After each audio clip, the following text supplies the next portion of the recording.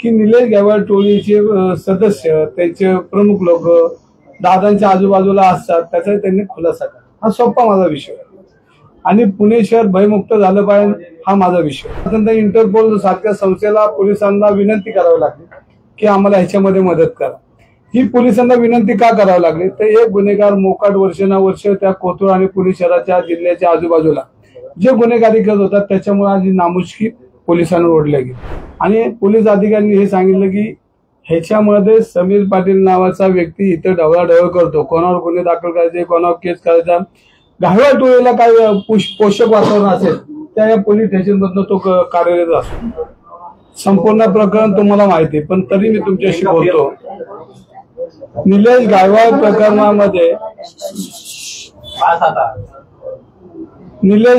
प्रकरणामध्ये जे जे दोषी लोक आहेत, जे जे आजूबाजूला सपोर्टिंगला आहेत आणि ज्याच्यामुळे वर्षानुवर्ष कोथरूड परिसरामध्ये गुन्हेगारी वाढते याच्यावर आम्ही सगळ्यांनी बोलत होतो.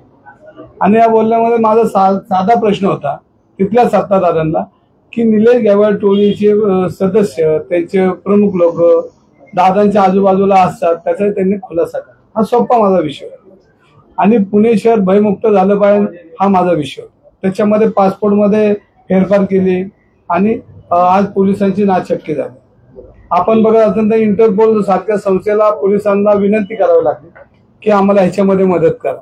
ही पोलिसांना विनंती का करावी लागली तर एक गुन्हेगार मोकाट वर्षानुवर्ष त्या कोथरूड आणि पुणे शहराच्या जिल्ह्याच्या आजूबाजूला जे गुन्हेगारी करत होतात त्याच्यामुळे आज नामुष्की पोलिसांवर ओढल्या गेली.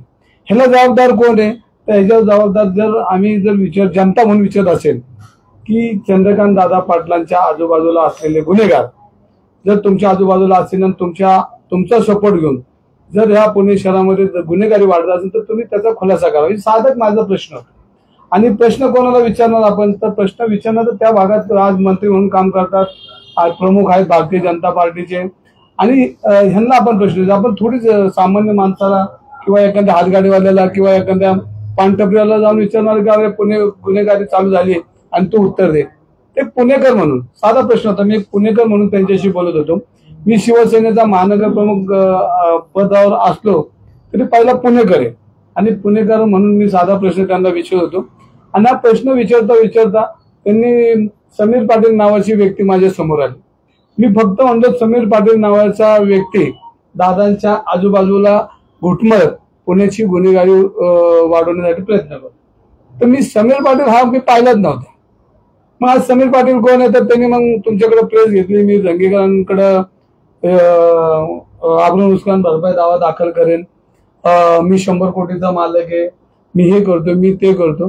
मी म्हणलं आता जर हा माणूस जर आपल्याला चॅलेंज नाही पुणेकरांना चॅलेंज देतोय, रवी दंगेकर पुणेकर, माझा तसं मानलं गेलं तर निलेश गायकवाडचा माझा वाऱ्याला बी आम्ही एकमेकाच्या कडे येणार नाही. पण मला त्रास नाही. पण विषय असा की आज पुणे शहरामध्ये जी गुन्हेगारी वाढली त्याच्या बोलणं हे कर्तव्य माझं.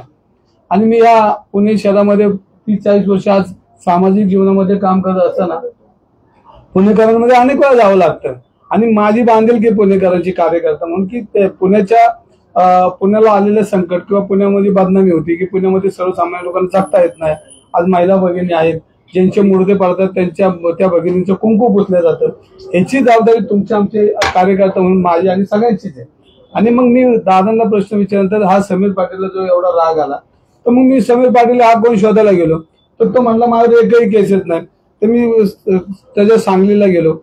सांगलीला गेल्यानंतर त्या मोकासारखे त्याच्यावर कारवाई झालेले पेपर आहेत, त्यांनी चिटिंग केलेले पेपर आहेत, गुन्हे दाखल आहेत त्याच्यावर. ते पेपर तुमच्या समोर मी ठेवतोय. हे सगळे समीर पाटलावर असलेले गुन्हे सांगलीमध्ये हे बघ. आता हे मी कोणाशी भांडतोय की समीर पाटील हा जो गुन्हेगारी चालवतो आणि नुसतं तो चालवत नाही तर पोलीस स्टेशन मध्ये सगळं तो जो बोलेल ते चालतो.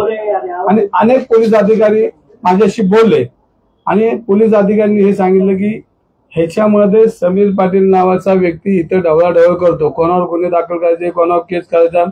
गायकवाड टोळीला काय पोषक वातावरण असेल त्या या पोलीस स्टेशन मधून तो कार्यरत असतो. मग मी साधा प्रश्न परत दादांना विचारला की दादा ह्याच्यामध्ये तुम्ही खुलासा करा. तर दादा काही खुलासा करायला तयार. आणि मग भाजपाची लोक माझ्यावर हल्ला करायला लागले. मी भाजप म्हणून भांडतच नाही, पुणेकर म्हणून एक लोकप्रतिनिधी. मग भाजपाने मग त्यांचे सोशल मीडिया मग माझ्या नावाने सोशल मीडिया माझ्यावर बळी मार. अरे मी विचारतो तुम्हाला निलेश गायकवाडवर काय करायचं, तुम्ही माझ्यावर काय विचारता? मी काय केलं तुमचं? मी फक्त तुम्हाला एवढंच विचारलं की पोलीस शाळेमध्ये गुन्हेगारी चालती आणि ही गुन्हेगारी थांबली पाहिजे, हा माझा साधा प्रश्न. ह्याच्यावर कुठलाही भाजपचा कार्यकर्ता बोलत नाही आणि जो बोलत नाही त्याचा मला पाठिंबा. म्हणजे बोलतात ते फक्त आता त्यांच्या पक्षामध्ये एकमेकाला लागून चालन की मी तुमच्यासाठी किती खासदार पण बोलत नाही त्याच्यावर येणार आहे, हळूहळू सगळं येणार आहे, तर त्याच्यावर येणार आहे. आणि त्याच्यामध्ये मग हे सगळं करत असताना मला तो समीर पाटील बोलला की दंगे करून मोका करा. आणि मग अजून मी माहिती घ्यायला लागली, हा तर लय पुढचा आहे, आता गुन्हेगार मोकाला म्हणतो लोकप्रतिनिधीला मोका करा. मी अजून माहिती घेतली की माझे काही गुन्हे आहेत, माझे काही गुन्हे आहेत आणि खोटे खोटे गुन्हे तयार करून माझ्यावर केसेस करायची याची तयारी चालू झाली. मग माझ्या पोलीस खात्यामध्ये अनेक माझे मित्र आहेत, त्यांनी म्हणलं दंगेकर तुम्ही काळजी नका करू, तुमच्यासाठी एक दोन गुन्हे आमच्याकडे तयार आहेत, फक्त आता आदेश आलेला आहे, फक्त तुमच्या दाखल करायचे. मग म्हणलं मी काय केलं असं?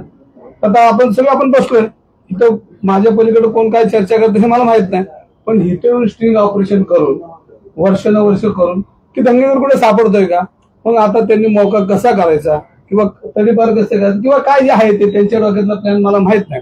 पण मला पोलीस खात्याने सांगितलं की तुमच्याकडची बी तयारी आमची चालू. तर मी साधा प्रश्न की मी कुठल्याही जो काय माझ्या त्यांनी चुकीचे केलं तर मी समोर जायला माझी ताकदीने मी जाईल. आणि मी काय हे केलं म्हणून माझं तोंड गप बसत हे कोणी मनात आणू ना.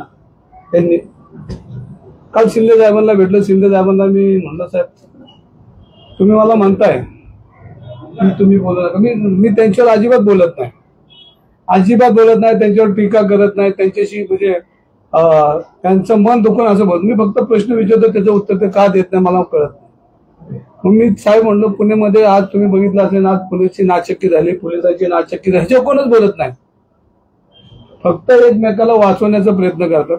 आणि काल शिंदे साहेब जे बोलले की गुन्हेगार कुठल्याही पक्षाच्या जवळ असला तरी आम्ही कारवाई करणार, क्षमा करणार, मला तेच म्हणायचं होतं.